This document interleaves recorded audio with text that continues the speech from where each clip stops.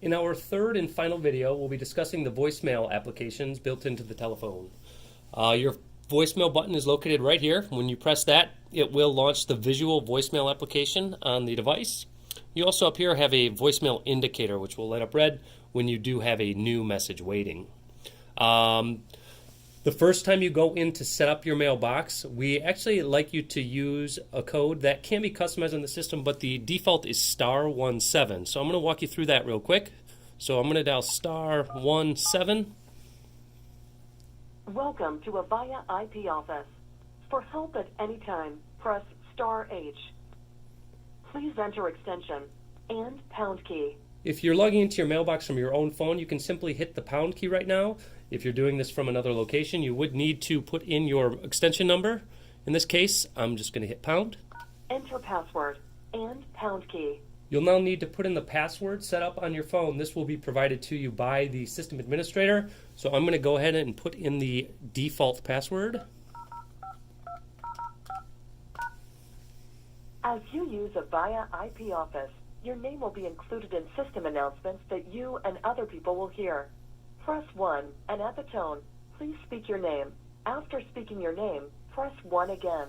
So I'm going to go ahead and follow the instructions provided. I'm going to press 1. Joe Folleri.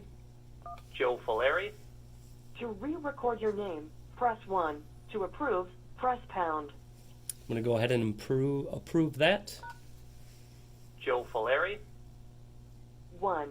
New message. At this point, I can go ahead and disconnect that voicemail session. The main thing there is just to get your name recorded on the device. That's important because if I were to call you and you didn't at least have your name recorded, I would hear the system's generic message that would just tell me the extension number that I called and that it was unavailable.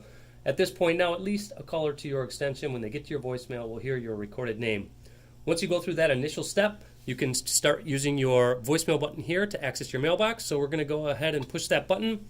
It's going to ask me for the password. This is going to be the same password we just used a moment ago. Again, should be provided to you by your system administrator. And once I put that password in, it launches our visual voicemail interface.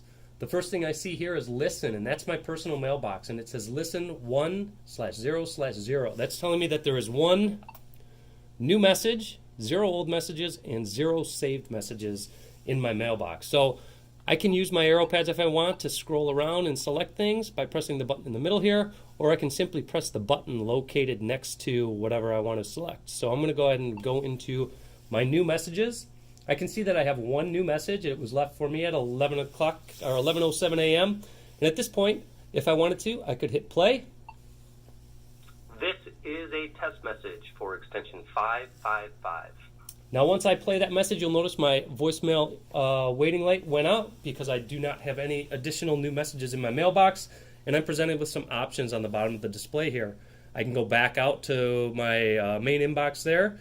I can play it again. I can hit more, and I could delete it. I can save it. I can send a copy of it to another voicemail user, and if I hit more again, it's going to take me back to that initial menu there.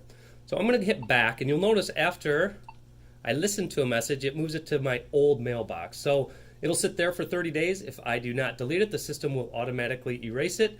So if you do really want to hold on to a message, make sure that after you play it, you go ahead and hit more, hit save. Now if I go back out, you'll see it moved it to my saved messages, and it will sit there until I go in and I actually delete it manually. So now I have no new messages. So that's kind of how you manage your mailbox. Now, you may be a member of a group and you may have a group mailbox. If you were a member of a group, you would see the name of the group listed right below listen, and then the mailbox itself for that group mailbox would work the exact same way as your personal mailbox. So if you are a member of a group, look for that. It may show the name of that group there, and that would be a shared mailbox potentially between several users. Going down, we've got message. This is not very commonly used. I'm going to talk about it briefly. This basically allows you to go into your mailbox, record a message, and send it to another voicemail user. So I can go in here. I can hit record. Hey, this is Joe. Give me a call when you get a moment. Thanks. I'm going to hit stop. And now I can hit send to. I can pick the user that I want to send it to. I can hit add. I could always add another user here if I wanted to, but if I just wanted to send this to one person, I could hit send, and I just sent that recorded message to that person. I'm going to go ahead and hit cancel at this point, and that's going to bring me back out here. So greeting, we've already recorded our name on our mailbox, which is good, but I might want the person to hear more than just my name, and I want to give them a greeting. That's where you set this. This is where you set that up. So I'm going to go into my greeting. I'm going to hit record. You've reached the desk of Joe. I'm unavailable. Please leave a message. I'm going to hit stop. If I messed it up and when I want to do it again, I can hit record and record over that. If I hit listen, it'll play it back to me. If I'm happy with it, I can go ahead and hit submit, and I would be all set. If I just wanted to erase it completely, I can hit delete, cancel, take me back out to that main menu. So I'm going to go ahead and submit that, and now my greeting has been successfully added to the system. Passcode allows me to change my voicemail password, so that password we entered to get into our mailbox. If you go in here, you're gonna first need to enter your current password. So again, enter the password that you just used to get into your mailbox. Hit done. And now I can go ahead and create a new one. And now I've just changed my voicemail password. So pretty easy. Scrolling down, if your system administrator has put your email address into the system, you will see this option available on your phone. We have 4 different options to choose from right now. Well, here, let's go here. Off would be one. So if I do not want my voicemail messages to be sent to my email inbox, then I can set it to off. When your email messages do show up, that is a WAV file, so an audio file that you can listen to. Copy, that leaves a copy of that voicemail message on my phone and sends a copy of it to my email inbox. So that'll put it in both places. Forward is going to tell the system to not even store the message at all on my phone and send it to email and email only. Hitting change again sets it to alert. With alert, the voicemail message is stored on the device, on the phone, and it'll send you an email telling you you have a new message, but it will not actually send you the message. Change again, and once you make your setting however you want it, you can go ahead and hit save, and then you're good. I'm going to go back in here.